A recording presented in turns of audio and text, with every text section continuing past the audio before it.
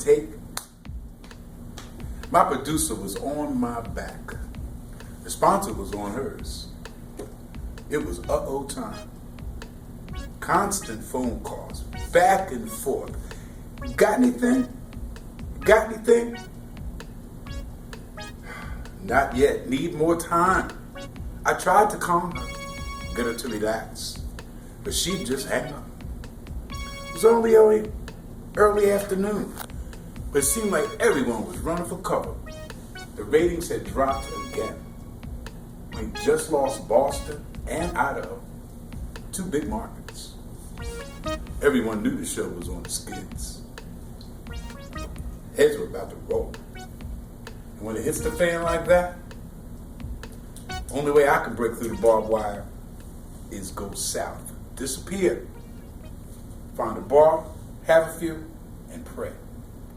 So within an hour, 3 scotches to the wind and some dive on the Upper East Side. And in some bartender's ear, telling them of the injustices and the tortures of the damned that a deadline can put you through.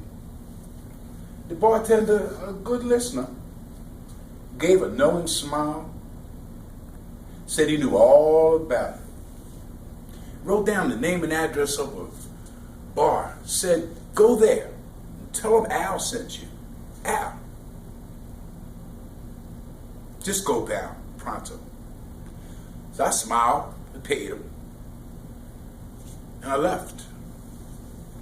Realized how desperation makes children of us all. How now I was simply following orders. Last hopes. The cab ride, a wing and a prayer to God knows where. Some dead-end street in the lower bowels of Manhattan. Somewhere below Chinatown, I think. But I found the door. I knocked. It opened. And a large man said, what? I said, Al sent me. Al. And he smiled, ushered me in. And inside that dimly lit bar, my God, what a sight. There were hundreds of people, all of them in various states of panic. Some running, some screaming, some getting drunk. It was Dante's Inferno, the Snake Pit, and New York Stock Exchange all rolled into one. A small man with large eyes and dark circles under them approached me. What time's yours? He said. My what? Deadline. Deadline. I said, 6 o'clock. He said, 6. And he scowled. He said, you got plenty of time. And he pointed to the walls. And they were covered with clocks. Hundreds and hundreds of them. All kinds. Some ticking, some not. I'm down to my last few minutes, he said. Last few. And then it's the end of the line. And he ran off screaming. Poor guy. Some college kids came running by, yelling something about term papers due tomorrow. But they hadn't even started yet. A woman in a fur coat, about to have a cocktail party. The guests arriving soon. But she hadn't ordered any food or liquor yet. And she was getting drunk. Beginning to panic. A bride. Getting married in the morning. But hadn't bought her gown yet. Couldn't decide. All of them terrified. The deadline bar was filled with adrenaline and anxiety. And I seemed to fit right in. It was then, on the floor, I noticed a large white line that absolutely no one stepped on. And like Alice's rabbit, I started to follow, see where it led. It meandered through the crowd and led up to a door near the back of the bar. And slowly, I pushed it open. And inside was the scowling man I'd just met. And he was standing in front of a huge clock. And he was holding a gun to his head. He turned to me. In his eyes, a look, a plea. I understood. Desperation. But what could I? There was nothing. I was as helpless as him.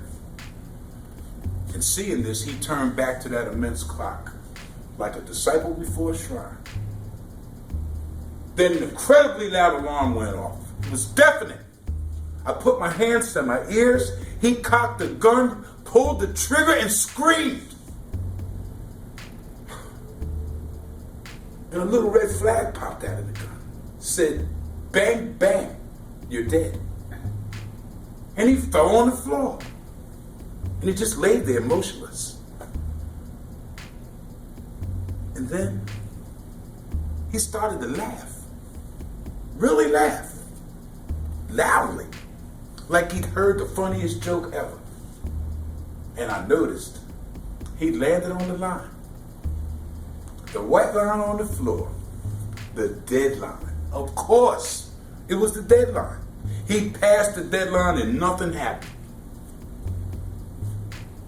Bang, bang, you're dead. I realized why he was laughing. I started to laugh too. All of a sudden, it was very funny. All of it. The whole thing. The soap, my producer, everything. You pass the deadline and nothing.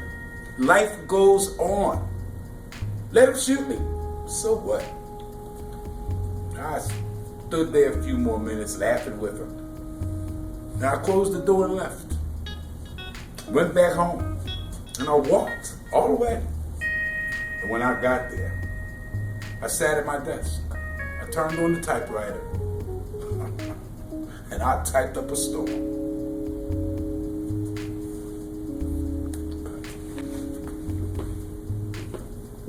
Chuck Farthing, Bill.